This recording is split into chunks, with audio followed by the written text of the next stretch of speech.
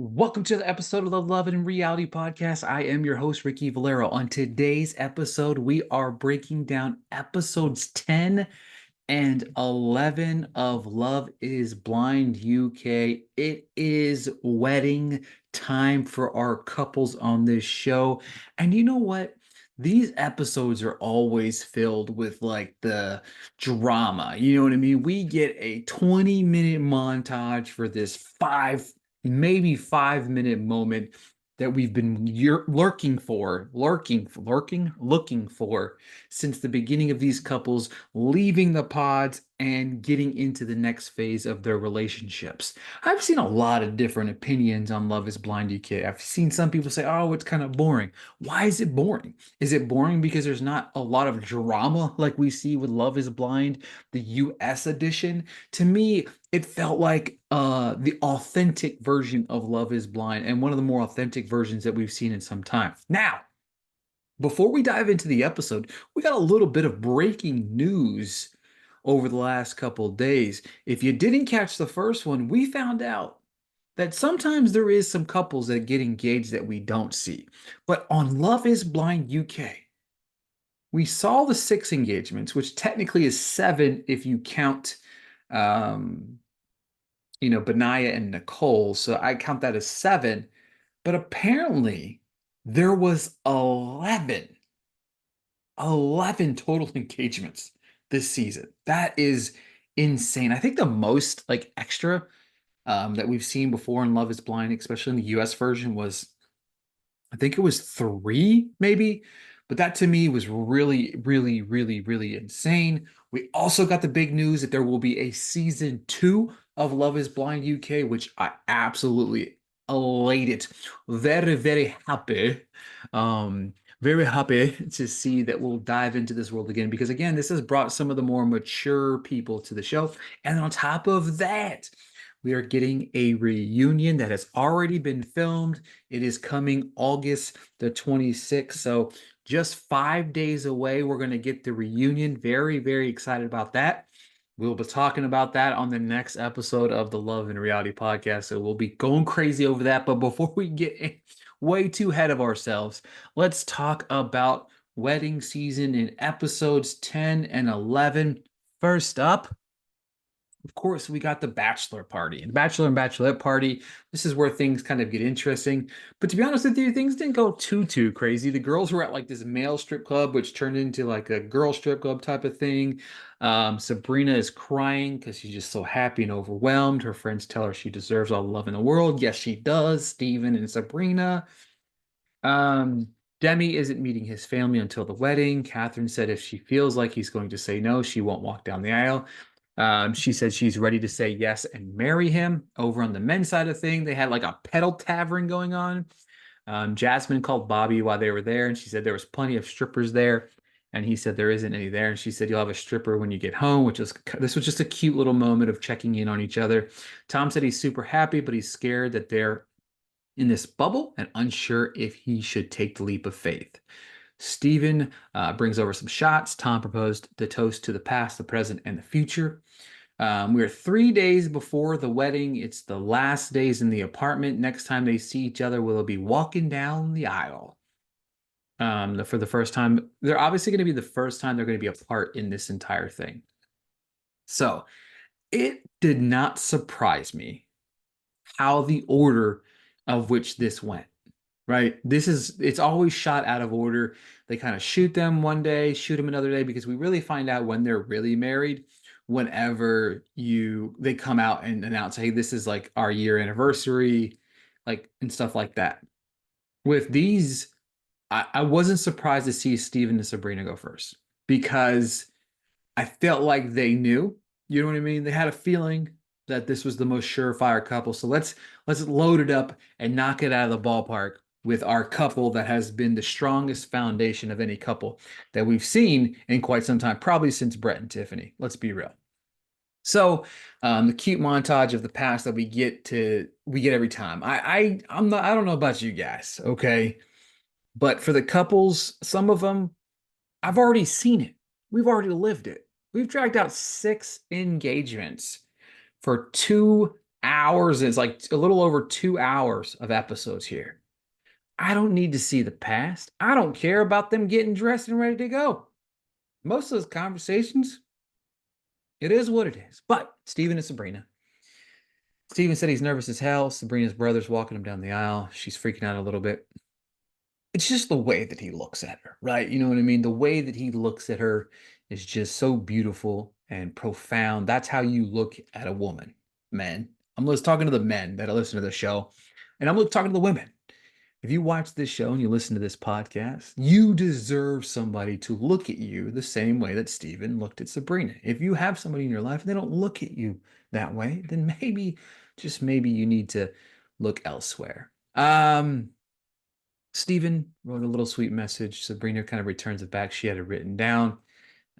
She said, "In your arms, I found a home." I was crying. Everyone was crying. Just let the tears come out, guys. It was okay. We know we all did it. We were all there together. We all cried together. Steven, of course, says, "I do. Let's fucking go." Sabrina says, "I do." There's like a big sigh of relief in the room. I was so happy, Mr. and Mrs. Smith. Again, top tier Love is Blind couple for me right here. I absolutely adore these two. I'm so happy that they got married. Now, moving on to our next couple, Marie and Tom. Marie and Tom had such a interesting relationship. I feel like it worked on so many different things, but the values of their relationship really kind of stood in the way of a lot of things. And to me, like last week talked about it, wrote about it on the realityt.com. To me, it was very highlighted and pinpointed to me that I thought for sure that like Tom was 100% a no for me. Like I never thought for sure he'd say yes, but Marie says she feels beautiful in her dress. Her brother's walking her down the aisle. Her dad gets brought up and she gets super emotional. Her brother was like trying his best not to cry. On top of that, um, that conversation between Maria's mom and Tom was so sweet ahead of time. Tom was short and sweet, but Maria hit him with a speech that was so damn beautiful.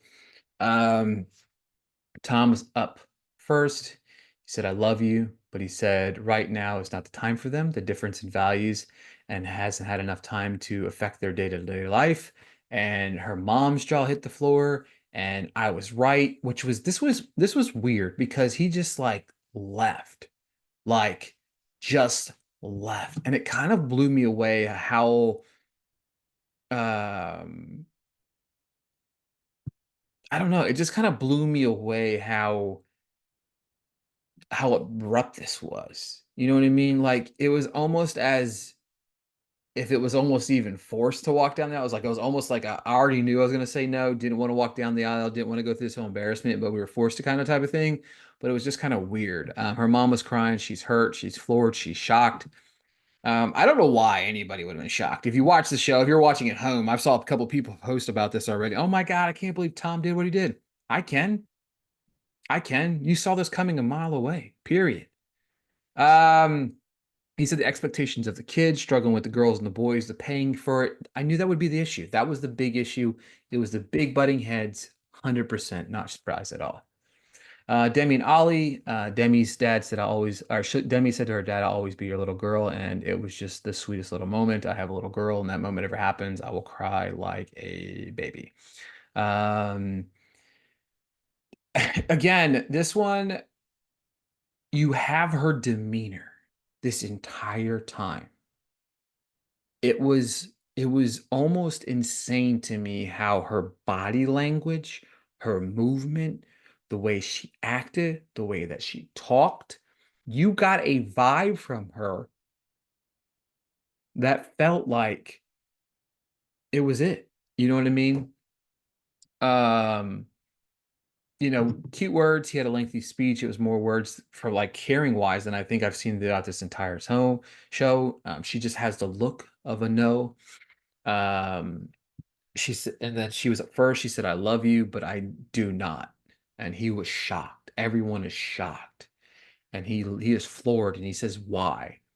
And she said, "I learned to love myself in a whole different light." Hey, that's clean. Yes. She said, I know what I want from a husband, and you aren't there. She said, I do not for now. I He was shocked. I saw it coming a mile. Again, it's just one of those things. I felt good about my predictions here. I do, however, respect how Ollie handled himself in the situation. He said we will get there at its own pace. He said it's you know, not the end of their journey. He told his boys he's sad but happy, which I get. It's a chapter closing, but the door's still open.